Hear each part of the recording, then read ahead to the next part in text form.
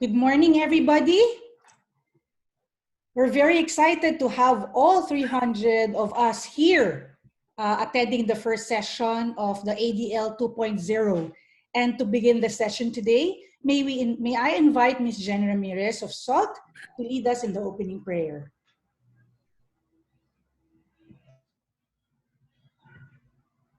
Good morning, Lord.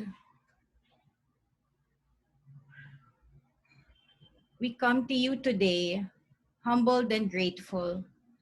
Where months ago we were lost, confused and afraid, today we have a bit more courage and a little more strength. While things remain uncertain, we thank you for your steadfast love, which has given us hope and provided direction. Today, we take bigger strides forward, and we ask you to bless our work. So as we've done before, we pray. Grant us the wisdom to understand that where we are headed, you already are. Bless us with courage and faith so we may embrace your plans amidst the chaos, trusting fully that you will shepherd us through. Teach us to be patient, generous, and compassionate to ourselves so that we can be so to others. And remind us every day that we are loved infinitely, unconditionally, and perfectly by the Father so that we can love more. We ask all this in your holy name. Amen. Amen.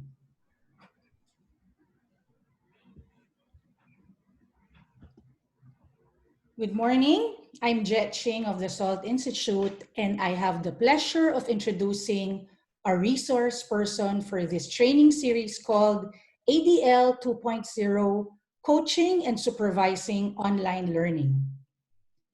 Kate Daniels has been an instructional designer in the past 10 years. She has worked on online design and development projects for various corporations and educational institutions, including DePaul University and Loyola University, Chicago. Kate actually is not new to the Ateneo community. In 2018, Kate actually came to the campus to train the SALT team and has even given a workshop on activating student engagement in the online setting, which was attended by the faculty of the Loyola schools. A lot of what we have been sharing and practicing about online learning came from what we learned from her. And we are very happy to have her once again with us. So let's all welcome Ms. Kate Daniels.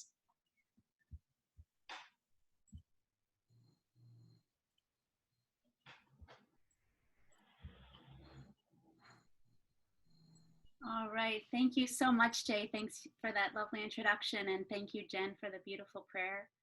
It's really great to be here to kickstart these webinars with all of you. As Jay mentioned, I'm based in Chicago, where it's 6 o'clock at night and there's a good amount of snow on the ground, but not too much. So we can still get a good walk in outside. And as Jay mentioned, I've been collaborating with the SALT team for about 2.5 years and spent a few days in Quezon City, which was really great. And I'm super grateful for every chance I get to team up with Father Johnny and the SALT team. So thanks so much for having me here today. So today we'll take a look at the gift of feedback when we're evaluating online courses. Warren Buffett famously said that feedback is a gift, and I think that framework is useful for us in this context.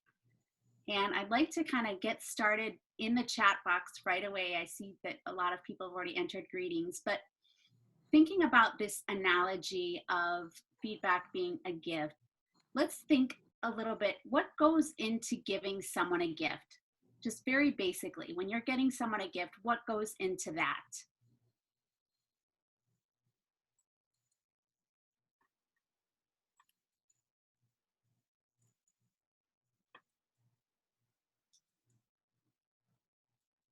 Generosity, love, care, it's personalized, you're wrapping it. Thought, appreciation. Excellent. Intention. These are all really, really great thoughts.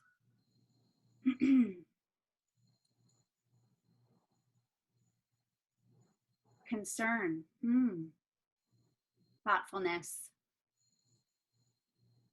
care, part of yourself, memory. These are wonderful, wonderful things. Connection.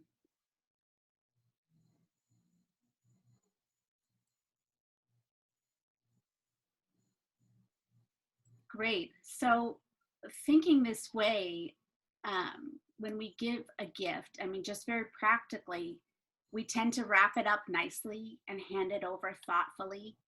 And we hope that the gift is something that will uplift the recipient, help them grow, and make them feel supported. So that's kind of the spirit we're entering this analogy with feedback, where we're really wanting to help our colleagues and the instructors that we're providing feedback for. We're helping them grow. We're making them feel supported. Now, of course, when you're giving feedback to faculty, the faculty may have different reactions to the feedback. I should be clear, it's unlikely you'll get this reaction when you offer feedback to faculty. So you should probably let that one go. This reaction may be a bit more likely because feedback isn't always welcome. So we will look at ways to make feedback a little bit more welcome in the course of this evening. So our goal in this context is to offer feedback that will not only benefit the students who are attending the online course, but also benefit the faculty who are continuing to refine their instructional design skills. Creating a culture of offering feedback will also further establish a professional development culture in your institution. So we'll start off by looking at feedback culture and the professional development community mindset, and then we'll look into tips for framing and providing feedback so it will land well and stick. We'll also revisit a portion of the ADL rubric and also the ADL framework. And then depending on our timing, we will begin the workshop portion of this webinar series, reviewing introductions from a couple of different courses. And I'll distribute a simple assignment for you to do over the next month before we meet again.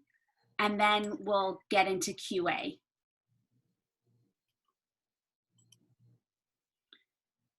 So feedback culture, most of the courses that you'll be reviewing will be good. They'll have been put together by educational professionals, and you can expect they'll be good. But your feedback might take a course from good to great. And it's this mentality that through constructive feedback, we can move from good to great that can really foster a feedback culture. So many of you are probably familiar with Carol Dweck's idea of the growth mindset, but I'll discuss it briefly for those of you who may not know about it. Stanford psychologist Carol Dweck studied thousands of children in the 90s, particularly interested in their attitudes about failure.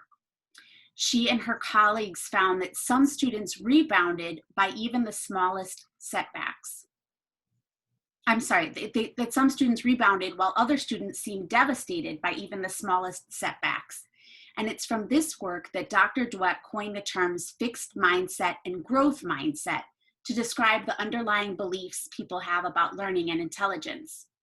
When students believe they can get smarter, they understand that effort makes them stronger. Therefore, they put in extra time and effort, and that leads to higher achievement. I consider Dweck's work a cornerstone of feedback culture and find the model of growth mindset and the fixed mindset really helpful when both giving and receiving feedback. With the fixed mindset, you're avoiding failure at all costs. This becomes a way of maintaining your sense of being smart or skilled.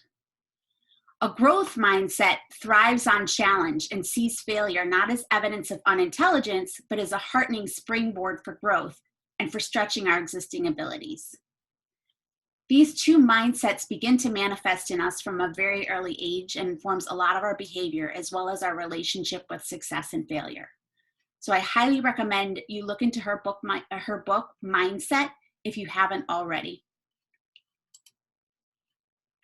So about half of you completed the survey that was distributed at orientation, and I was struck by the results to this question. When is the last time someone gave you constructive feedback? 58% of you who responded said someone offered you constructive feedback in the last week. That's amazing. And I'd like you to take a few minutes to reflect a bit more on this. So think of feedback that you received in the last week or in the last month. Grab a sheet of paper or open a new screen on your computer. Write down what the constructive feedback was. If you can't think of recent feedback, write down other constructive feedback you've received. Sometimes we really, really remember feedback that we've received because of the strength of its delivery. So let's take a few minutes, write down the feedback that you received, how it made you feel.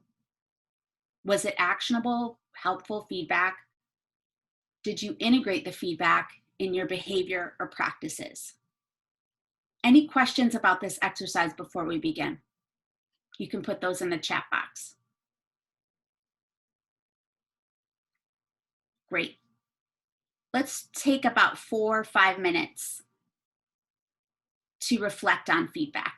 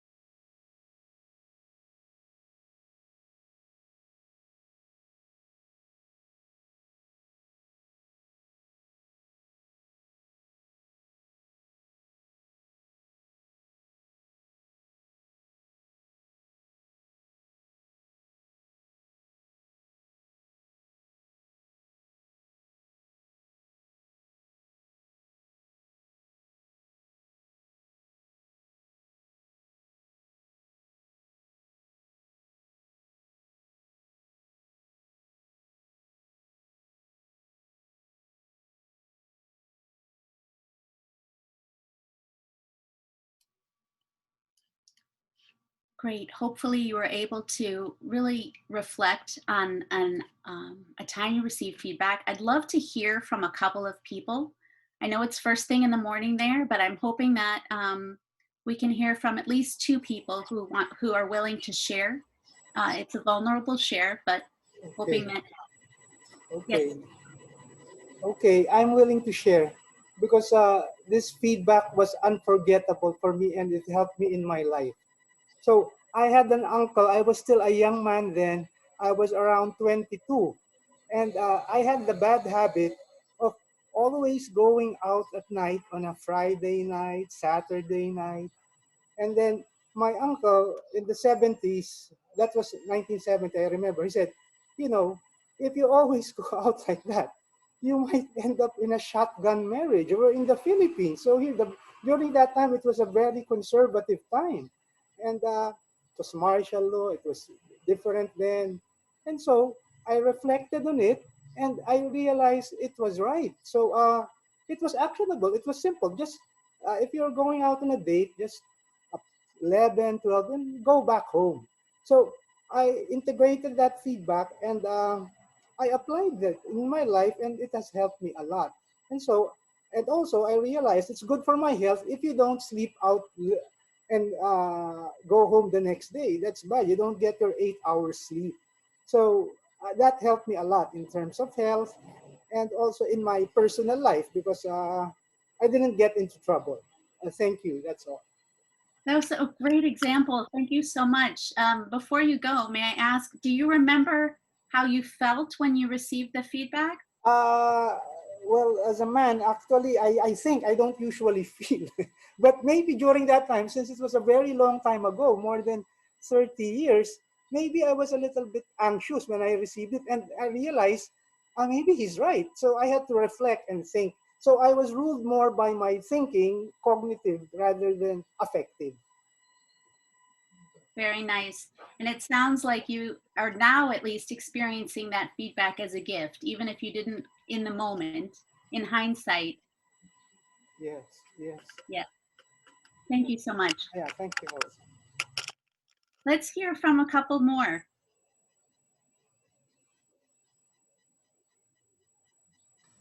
Hi. Hi, Hello. I can share. great. Uh, what I'll share is somewhat related to what was shared earlier, but happened more recently. Actually, happened last month. So I was getting sick a lot because I was sleeping late because I was working. So this whole experience of work from home has really been quite challenging. It's been hard to balance, trying to stop working and doing things at home.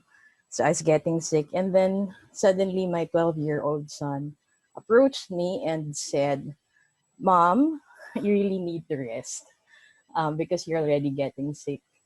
And then he said, Can you please turn off your computer? So I was quite surprised to hear that from my teenage son.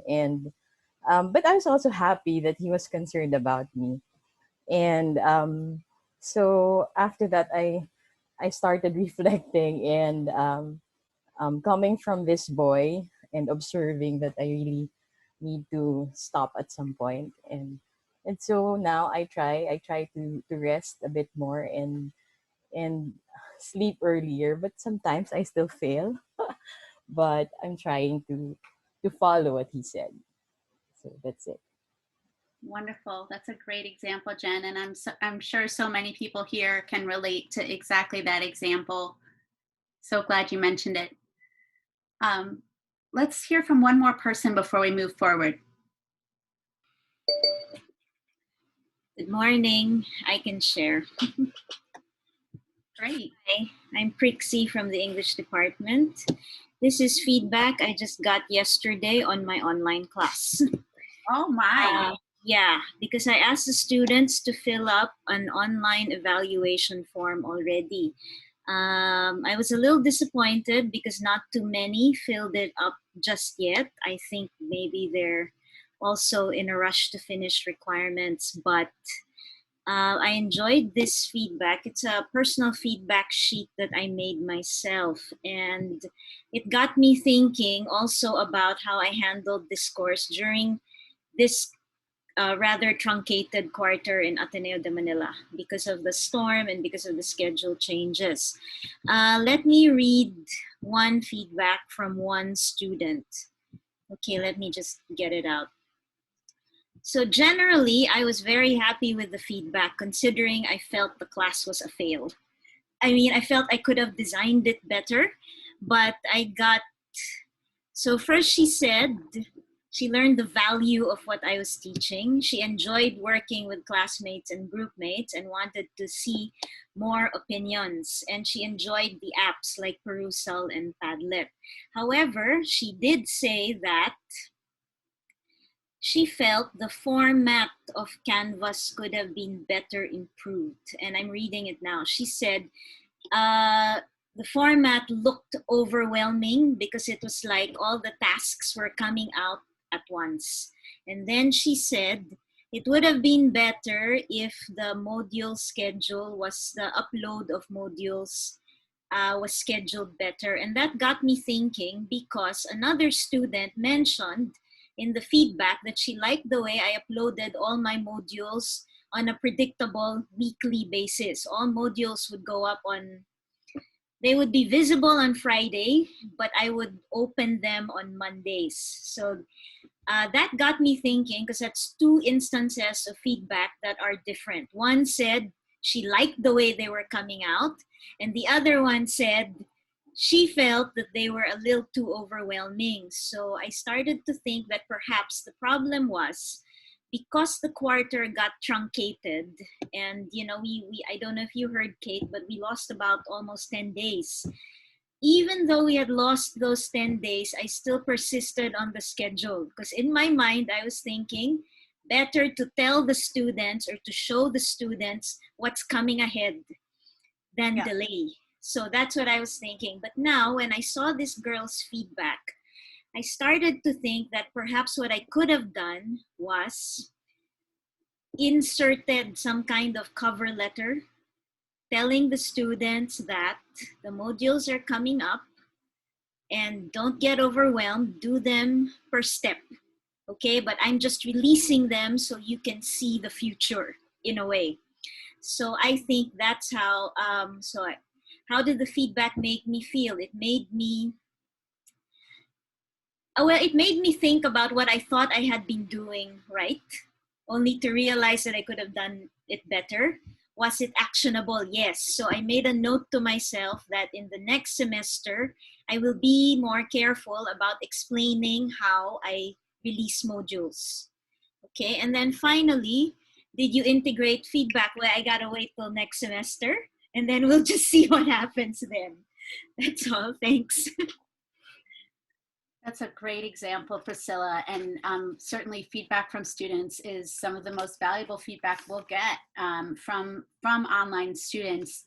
And I'll say, I mean, I have plenty of kind of particular things to address your issue, Priscilla, maybe offline another time. But, one thing I will say is that we'll never be able to please all of the students.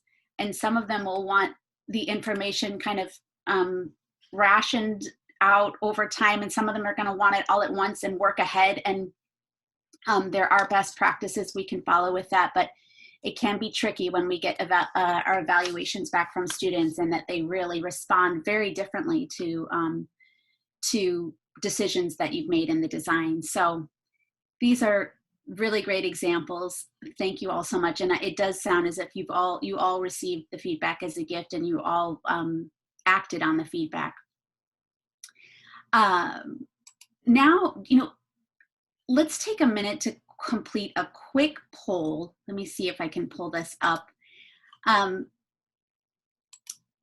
Based on what we've discussed so far, do you believe you lean towards a fixed mindset or a growth mindset?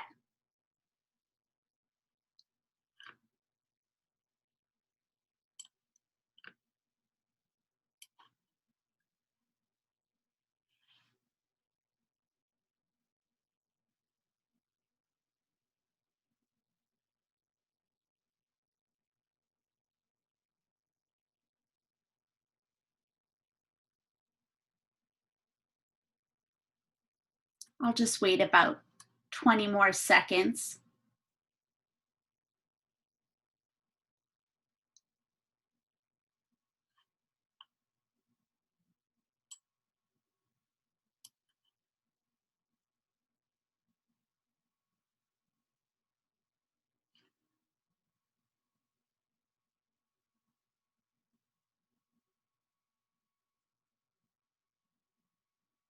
Really interesting.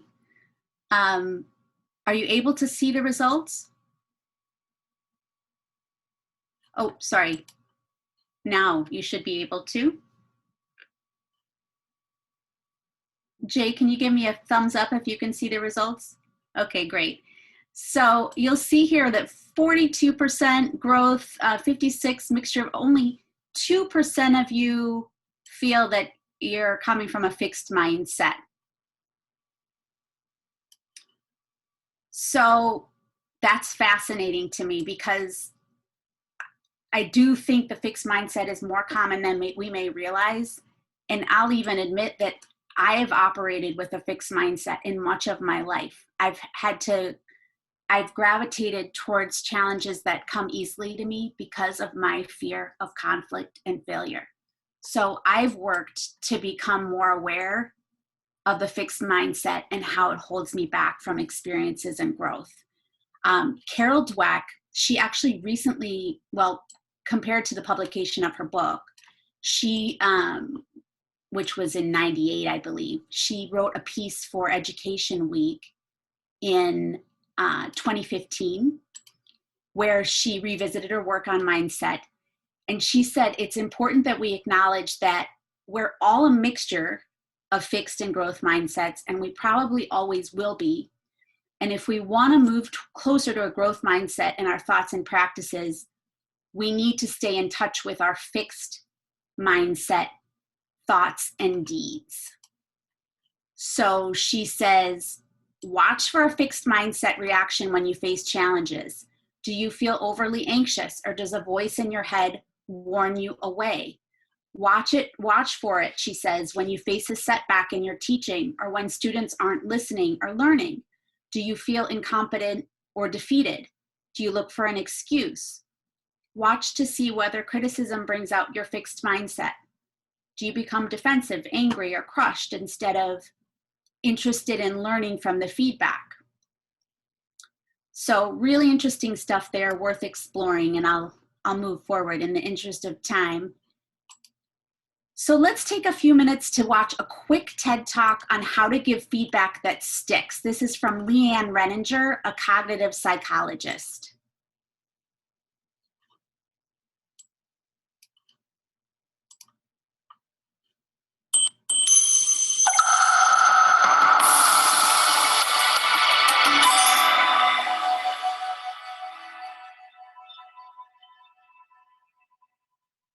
If you look at like a carpenter, they have a toolbox. A dentist, they have their drills. In our era and the type of work most of us are doing, the tool we most need is actually centered around being able to give and receive feedback well. Humans have been talking about feedback for centuries. In fact, Confucius, way back in 500 BC, talked about how important it is to be able to say difficult messages well. But to be honest, we're still pretty bad at it. In fact, a recent Gallup survey found that only 26% of employees strongly agree that the feedback they get actually improves their work. Those numbers are pretty dismal. So what's going on? The way that most people give their feedback actually isn't brain friendly.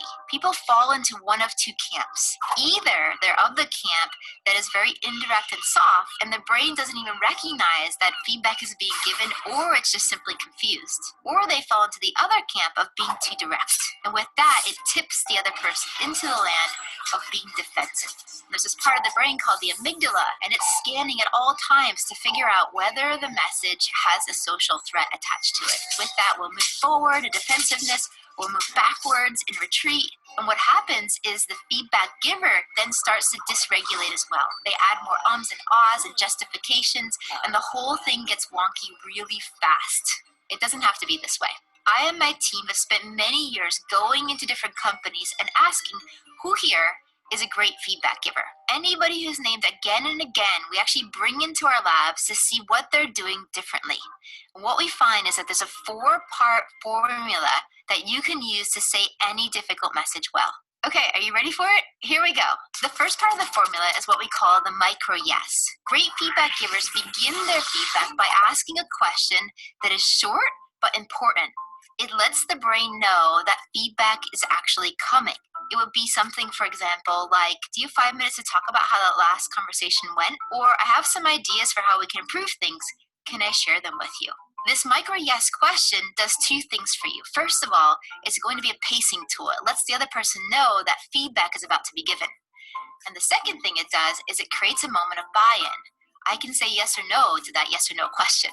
And with that, I get a feeling of autonomy. The second part of the feedback formula is going to be giving your data point. Here you should name specifically what you saw or heard and cut out any words that aren't objective. There's a concept we call blur words.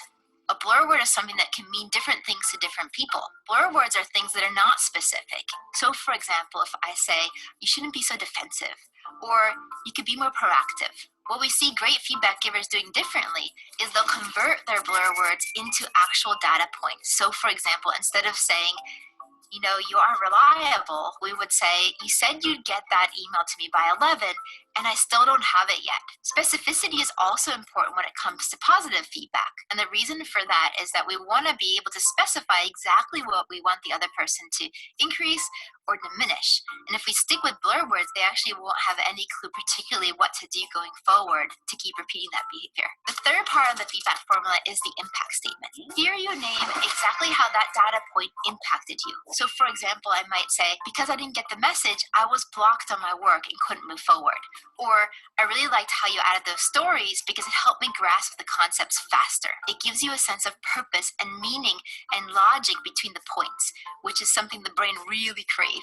The fourth part of the feedback formula is a question.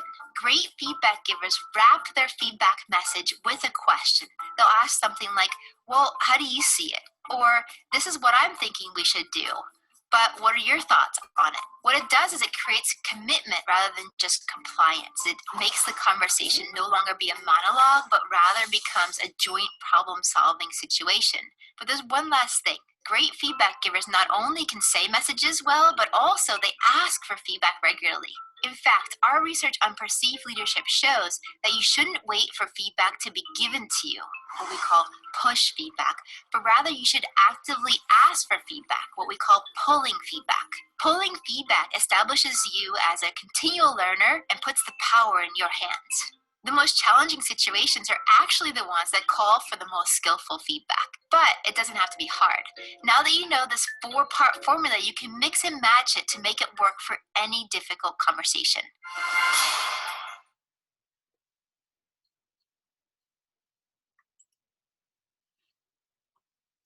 Great. So we will. I saw a note.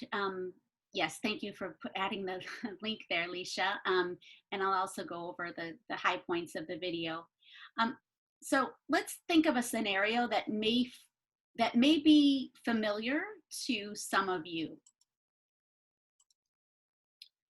So imagine a scene. It's a morning in the future in your home. You're preparing for a visit from a family member you haven't seen in a while. You walk through your home to make sure everything is presentable and all looks good until you arrive in the kitchen. It seems that someone forgot to do something that was supposed to be done last night.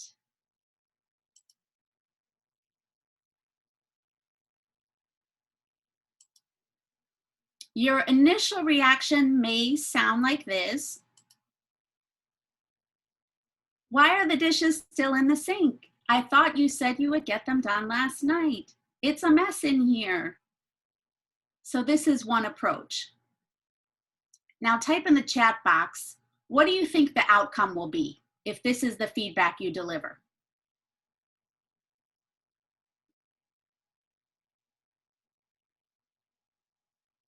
Defensiveness, war, reactive, person will be mad, yelling, Resentment. It will start a fight.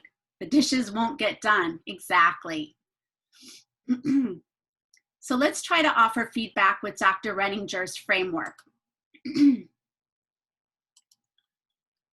micro yes. She talked about the micro yes as the step where you're gaining buy-in to the conversation. So that could sound something like, "Good morning, dear. Are you available for a quick check-in?" And then the data point. These are your specific observations. "I was surprised to find the dirty dishes still in the sink. I thought we agreed the dishes would be washed last night before bed. Aunt B will be here in an hour." So all of this is data, right? No feelings attached, just observations. The impact statement. So this is how the data impacts you. "The dirty dishes increase my anxiety about the apartment looking presentable for Aunt B. And because you didn't do what you said you'd do, I feel alone, like we aren't in this together."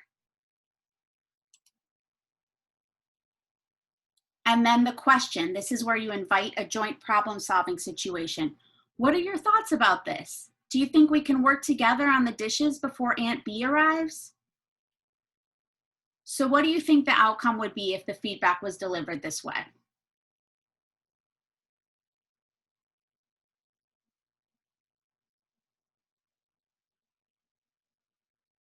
Positive, working together, both will do the dishes. It would have not led to a fight. Great, less negative reaction, communication, and a working relationship. Right, so this is one way to provide feedback. I mean, there are all kinds of feedback frameworks. Hopefully you'll find this helpful and you'll actually have a chance to practice with this framework in your take-home assignment when you're providing holistic feedback about an online course. So let's take a few minutes to review what you learned in Adaptive Design for Learning. I mean, it's a huge course, but there are a few points I want to bring through. If you haven't taken this self-paced course, or if you only skim through the content, please revisit the entire course before you begin evaluating online courses. So Adaptive Design for Learning is the framework for designing learning that the SALT team developed. The online courses you review should adhere to this framework. Not only is the framework pedagogically sound, it's been developed to respond to learners' VUCA contexts, VUCA being volatile, uncertain, complex, and ambiguous. It has 5 practical principles, as you see here. The first principle is adaptability, design, and delivery. And inclusivity is a non-negotiable value in our philosophy of online education. So no learner should be excluded from the opportunity to learn for whatever reason, including limited internet access. So adaptability to the learner's different contexts is a necessary part of how ADL courses are designed and delivered. With active and interactive learning, principle 2, we'll go into this one in greater depth. But this principle presumes that students learn by being active and interactive during the learning process. The third principles, the 3 C's of online learning, this principle focuses on the 3 essential ingredients of effective online learning: content, coach, and community. So that should definitely ring a bell if you took the ADL course. We'll also look at that a little bit more today. And then asynchronous is greater than synchronous. That's principle 4. For reasons of bandwidth, taught time, or contact time in learning, ADL is biased towards an asynchronous approach versus a synchronous approach. And principle 5, modularity. ADL proposes that courses are designed in terms of discrete building blocks and learning objects so that they can be repurposed for different occasions. So these 5 ADL principles will serve as a checklist for you when you review online courses. These aren't absolute principles, and there will be exceptions, but this framework should serve as your compass when you're evaluating courses. Let's look a little bit more closely at the second principle of active and interactive learning. You may have watched Galvin gave a presentation earlier this year on this piece, but we have the 5 8s: investigate, create, collaborate, contemplate, and communicate. Father Johnny and Rita developed the 8s in their book, Learning by Refraction. These 8s can guide the design of online learning experiences so that students will engage deeply with the content, with their community, as well as their coach. The idea with the 8s is that we're fostering experiences that empower students to be inquirers, meaning makers, and creators. So when we review online courses, we'll often need to shift our focus from what the instructor is doing to what the learners are being called to do. When you review a course that's lecture heavy, or perhaps a course where the assessments primarily include multiple choice questions, think about how you can suggest the 5 8s to the instructors when you're reviewing these courses. Even if you aren't familiar with the course content, it's helpful to ask something like, is there a way that this assignment can become more collaborative or include a reflection? Or are there ways you can build in more opportunities for the students to communicate informally with you? You can also remind them of the 5 8s in your holistic feedback, offering that they try to make an effort to include them in their design. And back to the 3 C's of online learning: content, coach, and community.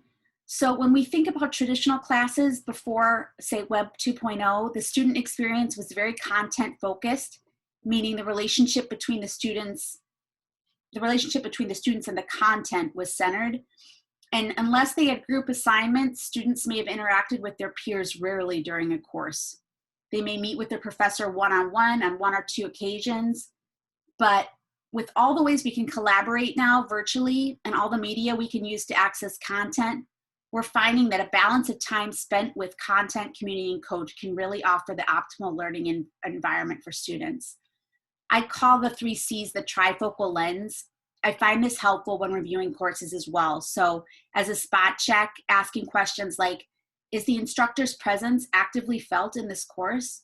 Or are students having an opportunity to build relationships and network with each other in a meaningful way? Or is the content delivered in a variety of ways for different learning styles? So the kind of course design we're aiming for in ADL should offer the learners a wide variety of engaging and effective learning experiences that allow students to interact with the content, community, and the coach in a balanced fashion. And now for the ADL rubric, I saw in survey responses a lot of questions about rubrics, and I understand now since the survey, many of you have taken the ADL course. So this is a snapshot of the upper part of the rubric. And you can also find this in our ADL 2.0 in Canvas. You can find a copy of the rubric. This was adapted from the Quality Matters rubric by the SALT team, and it's a great start for when you're reviewing online courses. I'm super passionate about rubrics in teaching, especially in higher education, because they're not, at least in the United States, they're rarely used in higher education. And but I often say that checking boxes in the rubric is the least of what we should offer students with regards to feedback. And I'd venture to say the same when you're reviewing online courses. So while these criteria are helpful and important to follow, your review will have more impact and engender that growth mindset environment when you add remarks and holistic feedback.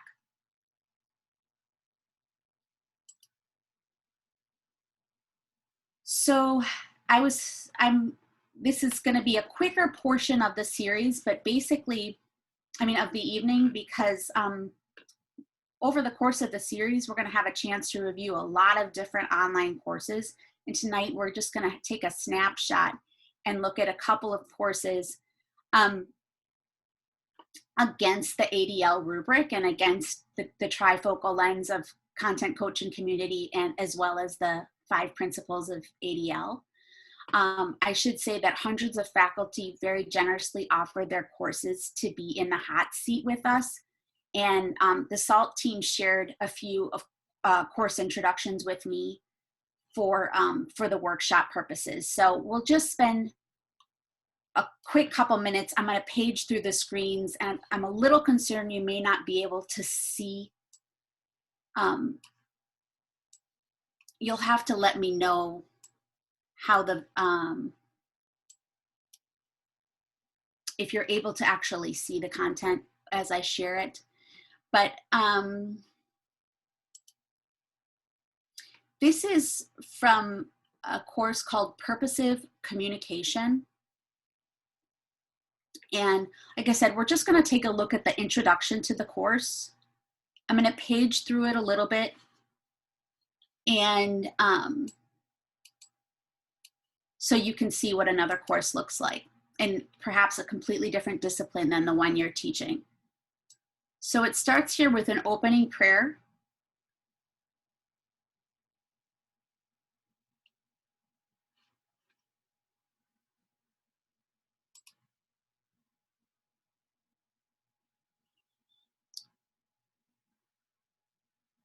Then we go into the introduction from the online coach.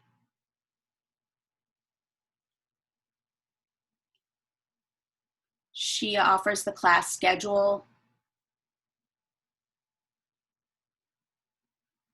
Are you able to see this okay? Jake, can you give me a thumbs up?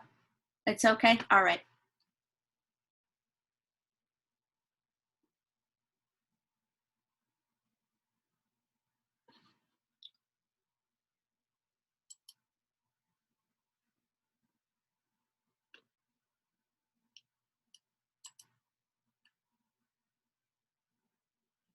So then she asks the students to share about themselves. I'll just quickly go over this to protect student identities, but she uses, it looks like Padlet, for them to introduce themselves and share a picture of themselves.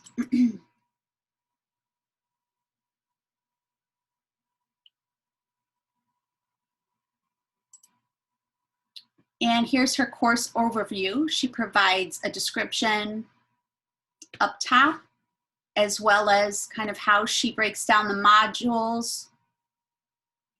She describes where all of the course materials will be housed, the course learning outcomes,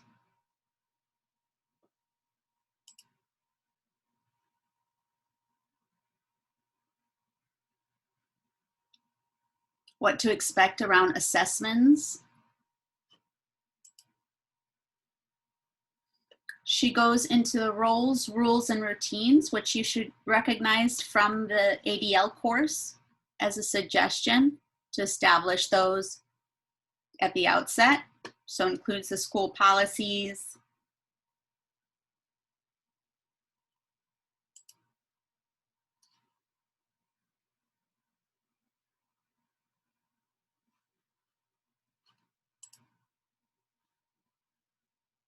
she also includes guidelines for online discussion, similar to what was offered in ADL. So you can take what's in ADL and repurpose it as you wish, reword it as you wish. She has a graphic here around synchronous classes.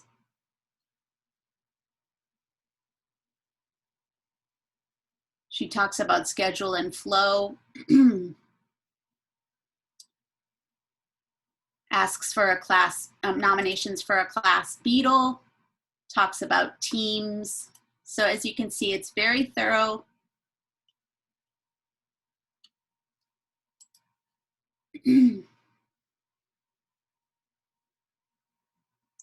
She asked them to distribute, to complete a student profile sheet.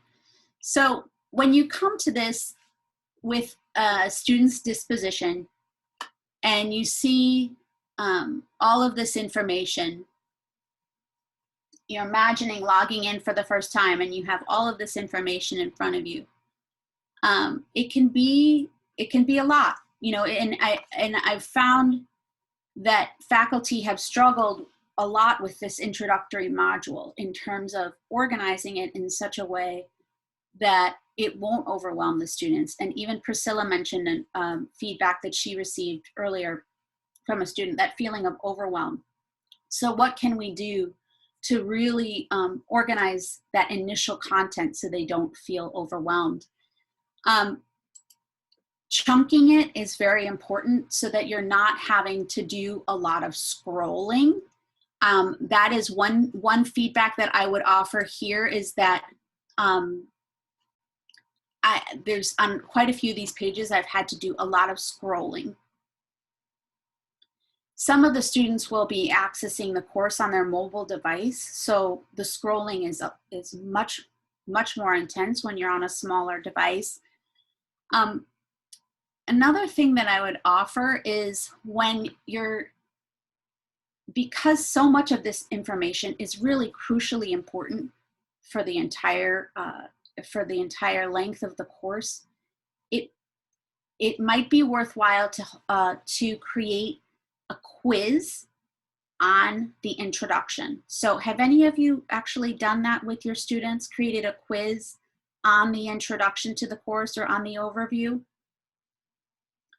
This is a really helpful way. It can be a low stakes quiz.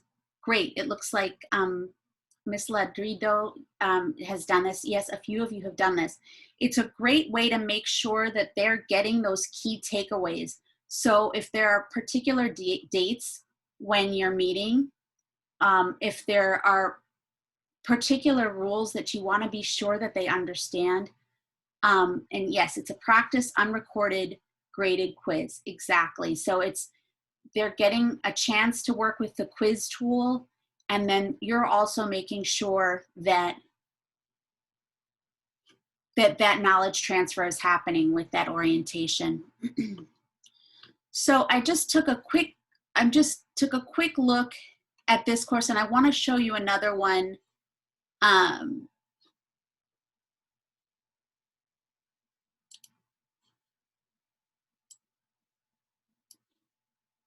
Cell and molecular biology. So completely different field. This is the first screen that we're seeing. Hello everyone, and welcome to Cell and Molecular Biology. We have the modules and some key dates on the very first page.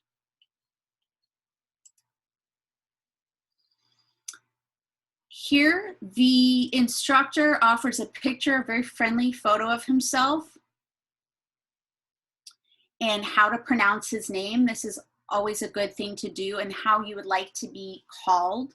So little details like that. I notice here that this instructor doesn't offer a whole lot about his background or what drew him to be an instructor of biology. So I might suggest to him that he say a little bit more, or he talks about a project when he was first starting out that really drew him into this field. A little bit more information than just your name and an image can really help establish that sense of instructor presence in the beginning. So then he says, now I've introduced myself, it's your turn. Tell the class something about yourself and your expectations in the comments below. So he has a discussion as opposed to using another tool where you're posting images. And what do you think the difference or the benefits to having a discussion would be versus a first example that we looked at?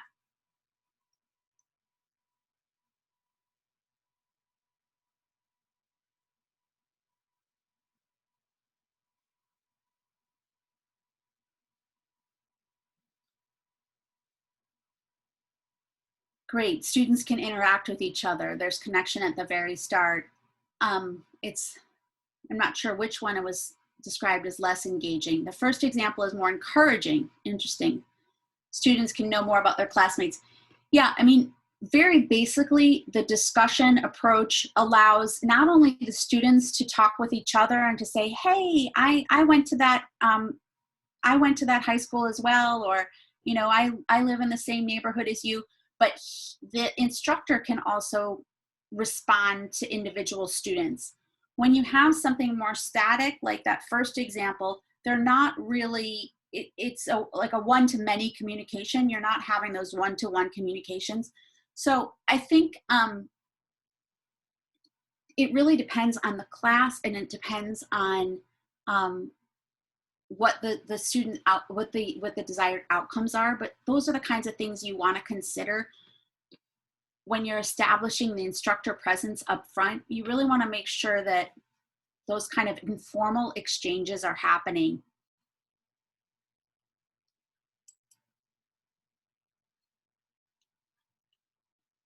So in the interest of time, I'm actually going to look back over at the rubric for the introduction, just so you see what you're expected to review based on this ADL rubric. So the course orientation, these are the 5 criteria.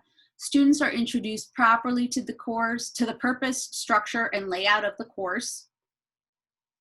Communication expectations for class participation, emails, and other forms of interactions are clearly stated. University school policy and online class policies are clearly stated or made available to students. Expected computer skills and digital technology literacy skills are clearly stated. And prerequisite knowledge for the course and other required competences are clearly stated at the outset. So on a very surface level, was everything here addressed, or do you see anything that maybe wasn't addressed based on what I showed you?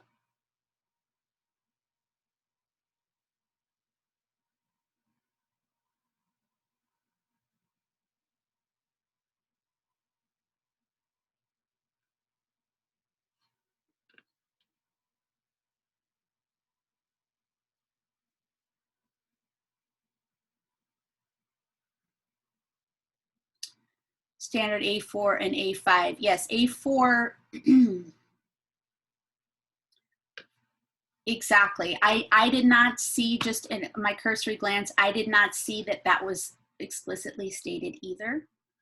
So, and then with regards to prerequisite knowledge for the course, it could be that required competences and prerequisite knowledge, I don't believe were stated. I do think that possibly in the biology course, there was one passage that suggested the required competences, but yeah, you basically get the idea. But as you can see too, that this is really insufficient for, I mean, I guess what I want to say is I don't want you to feel too attached to the rubric as the only way to evaluate a course. I think it is very helpful to have it. I'll also show you another portion of the rubric, which is the instructor piece, instructor presence and support coach. The coach's presence and interactions with learners are strategically designed and scheduled so that the students feel the instructor support, excuse me, without feeling overly dependent. I think there's a word missing there. The coach is prompted to interact with learners in a regular, even if predominantly asynchronous manner, responding to their posts, giving feedback, etc. And then the coach has set clear opportunities to interact with each student synchronously, whether in a plenary session, small groups, or individually. So it's possible that you would not be able to you didn't see enough to be able to respond effectively to these. But these are certainly things we want to consider at the outset and in the introduction and the orientation of the course, where you're really establishing that presence, you're establishing kind of your communication plan with students, and you've set up clear times to get in front of the students for synchronous sessions. So something else to think about when you're reviewing a course. I know there's a lot to think about. So a couple of other little things I noticed, and you can tell me if this kind of thing is helpful to you or not, but when I was going through those examples, you want to pay attention to things like links opening in a new window. especially with the orientation or the overview of the course, there's usually a lot of links. So you're linking out to policies, you're linking out to different documents. And if you don't have those links set to open in a new window, then you're taking the student out of the course, and then they have to kind of backtrack and follow breadcrumbs back through their web browser to get back to the course. The goal is to keep the student in the course as much as possible. So as soon as you link them out, you're going to hurt that opportunity. Does that make sense? It's one of those little things that can really make a big difference in the learner experience. So I mentioned the piece about scrolling, too much text on a screen. As much can be split up across pages, the better. And one of the courses I noticed, there was varying font sizes and font colors. And I know there's kind of an interest in wanting to be visually interesting. But when we start changing font sizes, changing fonts, changing colors, it can get very distracting. So generally the rule of thumb is no more than two colors for a font. So maybe you have a header color, and then the text is in another color. But if you want to get visually interesting, try using images or other things like that. It's just going to be a lot easier on the eye, and the student will stay more engaged.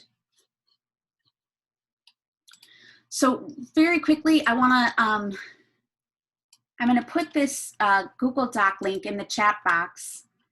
This is also in the Canvas, but you'll see when you click on this link, you'll be prompted to make a copy of the document. And if you didn't know, this is a great way to deliver handouts to students through Google Docs. All you need to do is to change the extension of the link to copy, and then it will do that for you. So this is, if almost it's as good as a handout for students, because it immediately, you're prompted with, do you want to make a copy of this document? Great. So about half of you completed the survey that was distributed at orientation. 73% of respondents said they'd offered constructive feedback to a coworker or family friend or family member or friend in the last month. So 73% said that you've offered constructive feedback. This is really great, and I hope we can continue in this fashion.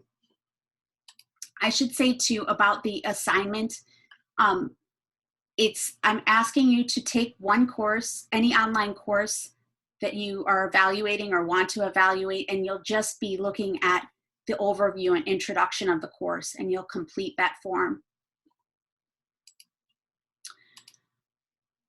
Great, so let's do a quick Q&A. I had a few questions from the ADL survey. One of them that came up a lot was, do you need prior knowledge of the course so that you can assess a course properly? I saw this question dozens of times, and the answer is absolutely not. I've reviewed dozens of courses in engineering, medicine, law, fields in which I have no formal education. I've also designed courses in those fields. Sometimes it's better to review courses when you don't have the knowledge or the background, so that you can really look at the course with the learner's disposition. Once you have the rubric and the ADL principles at hand, that you really have all you need to effectively review a course.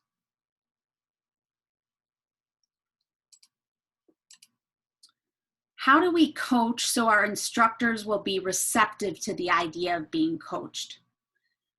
So I think we've covered this question through our discussion about feedback culture and framing the feedback as an opportunity for joint collaboration where you gain buy-in to the conversation with that micro yes.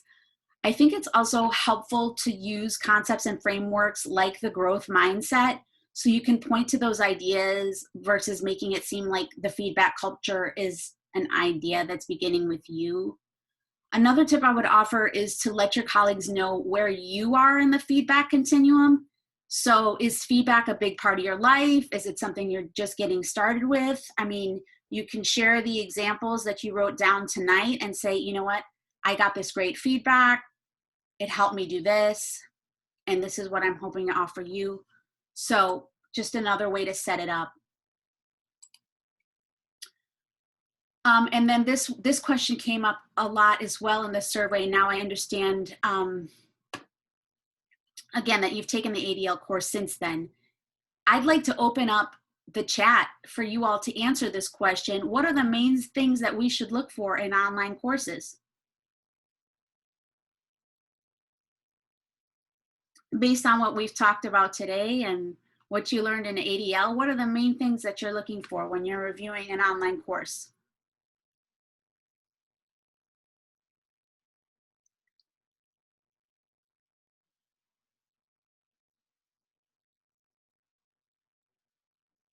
Great. The 5 principles, the 8s, 3 C's, everything in the rubric. Perfect, perfect. Excellent. Great. So we have time for a couple of more questions. I see a lot coming in the chat. Let's try to stick to the topic of feedback and the gift of feedback tonight.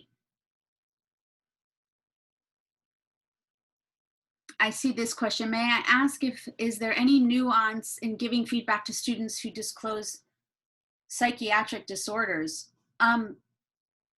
So for our purposes, we're talking about giving feedback to instructors and faculty on their online courses. So I'm not sure, Leisha, if that's applicable to your question. Would you like to say anything? Feel free to speak. Sorry, I just wanted to ask if, for example, the same advice on giving feedback showed in the TED Talk was also applicable to students, for example, since it's also within the same topic of how to structure feedback more positively. I wouldn't necessarily, I mean, this feedback, Dr. Renninger's work, she, you know, they primarily studied professional development, feedback in the context of professional development in the workplace, which presumes a certain, you know, psychiatric stability and mental stability. So I wouldn't say that this is transferable to students. I wouldn't begin to presume that. I think it's a worthwhile question. I think it is a helpful framework, but it's worth doing more research on providing feedback to students with psychiatric disorders. Okay, thank you. You're so welcome. Other questions?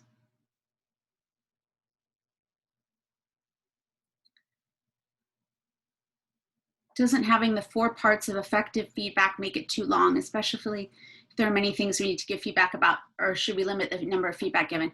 Great question. So, and you'll see this in the assignment that I just distributed, but certainly you'll complete the rubric and make, when you evaluate an online course, you'll complete the rubric and you'll make remarks related to each of the criteria. But I'm also encouraging you to come up with holistic feedback, and the holistic feedback will cover some of the larger themes that you're seeing in the course. So for instance, overall, if you feel that the coach's presence is not felt enough, that they feel like too much of a stranger based on what you're seeing, then you would build your holistic feedback based on that larger theme related to the ADL principles. So certainly, you know, with minor things or cosmetic things about the course, you're not going to be using that framework, but I think that framework will help when it comes time to delivering holistic feedback. What if the receiver is not open to your feedback no matter how well you frame it? I mean, there will always be people who are resistant to feedback. And I think that's where we really need to lean on the culture and talk about how important it is that we do this, not just for our professional development, but for the students. You know, student engagement is so important, and it's so much harder in the online space. And none of us can know how to just build a course where students are going to be engaged all the time. And it's just a constant work in progress. And I think that just having those conversations and saying, look, none of us are getting a perfect score on this rubric. We're all works in progress, and just really just invoking that humility as much as possible. And then, you know, if that person, you know, it may be a personal situation between the two of you. It may be that somebody else could deliver the feedback more effectively. But if this person is just resistant across the board, it might be worth just having a conversation about that, you know, a meta conversation about feedback, basically. And I noticed that you're resistant to feedback, and I'd really love an opportunity to grow with you and work together on this. So I hope that's helpful. How do we frame feedback when we're giving it to a teacher who's an expert in the field and we're not? Right. So this is where it really helps to say, and this is an opportunity to really lift them up and say, you know, you have incredible expertise, and I've learned so much just going into your course with a learner's disposition. I entered the course as a student would, and I learned a lot. And I also was confused by A, B, C, or D, or I thought I could use a little bit more clarity around this, or I would have liked more opportunity to interact with my classmates or have a practical or interactive learning experience. So I think, again, that learner's disposition can really help you and help them hear you from that perspective. Would it be useful to provide the assessment form for the faculty teacher of the course that is being evaluated so that he can also self-assess his or her course? Great question. Absolutely, absolutely. This rubric should not be a gotcha moment.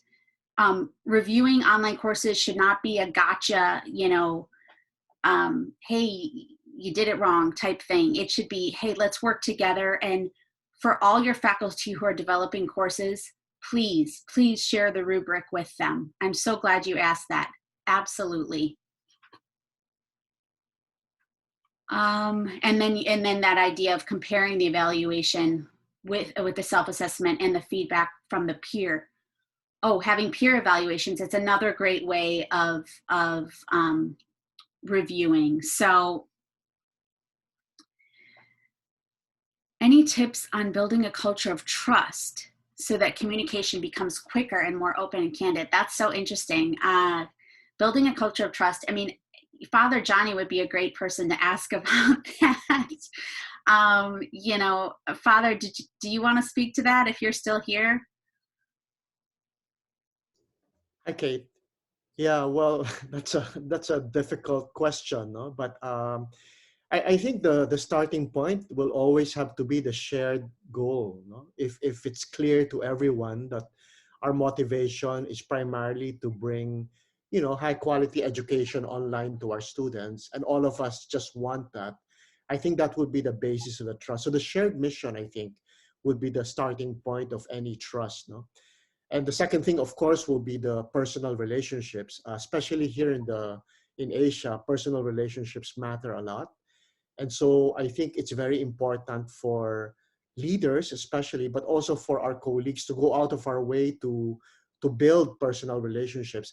Actually, if we look back at last summer, we really invested a lot on trying to establish personal relationships, no, with our colleagues, even people we've not really worked before, but through, you know, we've worked with before, but through our webinars, you know, all the regular sessions we've had, we've always reiterated our common mission that we're trying to do this for our students, and that we sort of sent the signal that we are giving ourselves permission to make mistakes, and all of us are learning. So I think if we sort of define the climate as one of, you know, all of us are learning together, and I'm not here to preach to you or to tell you what to do, because all of us were really in the dark. We were all trying to learn together. I think that makes a big difference as far as trust building is concerned. But of course, we just need to be consistent about, being humble, about not, criticizing our colleagues, and always acknowledging that we learn from one another, because I personally learned so much from my conversations with my colleagues. So I hope that helped in terms of building trust. Thank you so much, Father. Thanks. Sorry, I put you on the spot there. That was wonderful. There's a question, how do we find options for courses to evaluate? Is there now a common database where faculty can find each other's courses? That I'm not sure about. I may need to defer that to Galvin, and maybe that answer can be in the chat box, but I just want to acknowledge that question. I noticed the ADL rubric is for a higher education course. Since there are many participants from basic education, would the same rubrics be used, or are there some things to note for the basic education level? Yeah, I think it would be a slightly different rubric, and that may be something that's already in development on the SALT team. I'm not sure, but certainly there are certain things that need to be emphasized for basic education. So, a great question and noted, and I think we'll definitely talk about that on the SALT team to make sure that you have an appropriate instrument to review your courses. Great comment from Nina. I've also learned that people tend to remember more how you made them feel.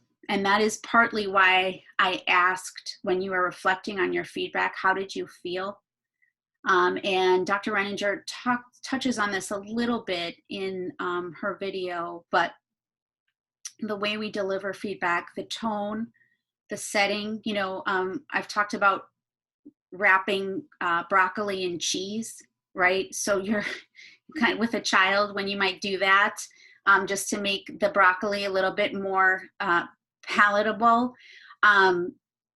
How we deliver the feedback is so, so important to how well it will land. And if we're having a hard day, or if we have, other issues that are bothering us, it may not be the best time to deliver the feedback, especially if we're giving it verbally. So I think really, really being intentional about your delivery is important. How should we submit the GDoc via Canvas? Yes, I will get to that. It will be posted as an assignment as soon as this session is over. Thank you for asking that. If there are items in the rubric they would like to modify or reword to better fit the unique needs, maybe they could have a professional conversation on this and come to a consensus how to tweak the item in the rubric. Yes, absolutely. I think rubrics are great to repurpose, redesign, and tweak as you wish and as it works for your purposes. All right, great. So I think that I got to most of the questions. I'm so grateful. Thank you all so much for attending this session. Thank you, Father Johnny, Galvin, Jen, and the extended SALT team. Jay, thanks for moderating tonight. Thanks for the vision and the planning that brought us all together this morning. I said tonight, sorry, this morning. As for next steps, please complete the assignment as we discussed. So you'll see that in Canvas. If you haven't already logged into ADL 2.0 in Canvas, you'll see it when you log in. And continue to reflect on feedback culture and your relationship to feedback in your own life. I think this is going to keep coming up. So keep thinking about it, writing about it, reflecting on it, and thinking about how you can be not only a better person, a better deliverer of feedback, but what Dr. Reininger said about pushing and pulling, really pulling feedback, asking your colleagues for feedback, practicing how hard it is to ask for feedback from your colleague and seeing what a vulnerable position that is. And then the more you do it, the more you'll build that muscle and also your compassion for your colleagues. So I look forward to seeing you all again on February 9th. Thank you so much. We'd like to thank you, Kate, for sharing with us today your valuable learnings on how important feedback giving is. As we know, this is a very important skill and a skill that is still a work in progress in each one of us as we continue to form relationships with our roles with our roles as leaders of our respective departments. So before we go, we'd like to thank everyone also for coming and joining us today. But just a few reminders. We are sharing with you a link in the chat box now. Please sign up in that because we are doing our attendance check. Okay, so that's the first thing we need to do before we close the session this morning. And then, as Kate told us, we're also reminding you again, the next ADL session will be on February 9, Tuesday, same time, 8 to 9:30, and we are using the same link. Now, some of you asked where you will be passing the assignments and etc. We would like to encourage you to enroll. No, we would like to ask you to enroll on ADL 2.0 on Canvas. The instructions were already sent to us and was also resent in the email last January 8. It's in the same email where the Zoom link details are. And once you enroll and register in the ADL 2.0, this is where we can submit our assignments.